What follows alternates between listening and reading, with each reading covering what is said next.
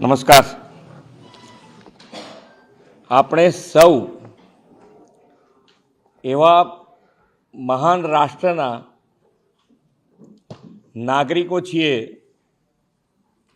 કે ભારતીયતા આપણો ધર્મ છે અને બંધારણ આપણું ધર્મ ગ્રંથ છે.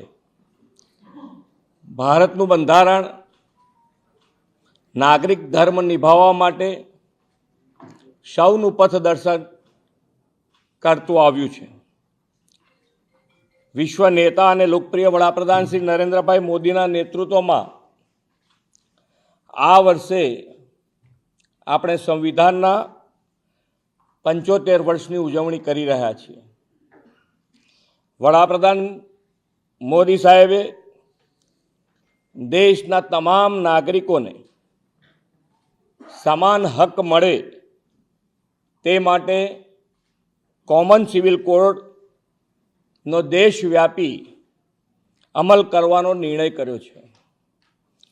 આદરણીય વડાપ્રધાન શ્રી નરેન્દ્રભાઈ મોદીની ભારતીય જનતા પાર્ટીની સરકાર જે કહેવું તે કરવું એક કાર્યમંત્રને અનુસરીને સરકાર કામ કરે છે.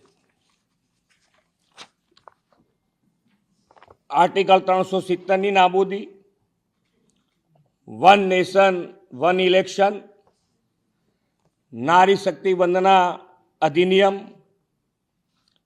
ટ્રિપલ તલાક કાનૂન વગેરે માટે જે વચનો આપવામાં આવ્યા તે એક પછી એક પૂર્ણ થઈ રહ્યા છે.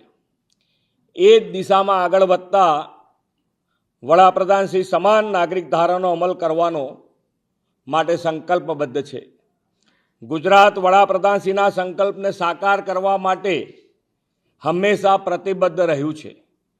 વડાપ્રધાનશ્રીના પદચિહ્ન પર ચાલતા ગુજરાત સરકાર રાજ્યમાં વસતા તમામ નાગરિકોને પણ સમાન હક અને અધિકાર મળે તે દિશામાં આગળ વધી રહી છે.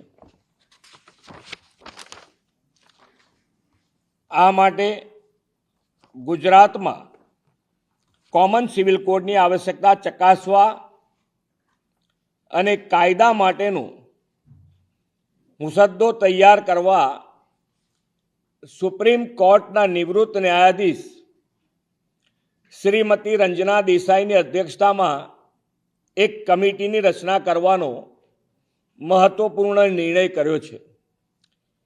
5 સભ્યોની આ સમિતિમાં અન્ય સભ્યો તરીકે નિવૃત્ત વરિષ્ઠ આઈએએસ અધિકારી Shri CL Meena, advocate Shri RC Kodekar, ભૂતપૂર્વ વાઇસ ચાન્સેલર શ્રી દક્ષેશ ઠાકર અને સામાજિક કાર્યકર સુશ્રી ગીતાબેન શ્રોફનો સમાવેશ કરવામાં આવ્યો છે.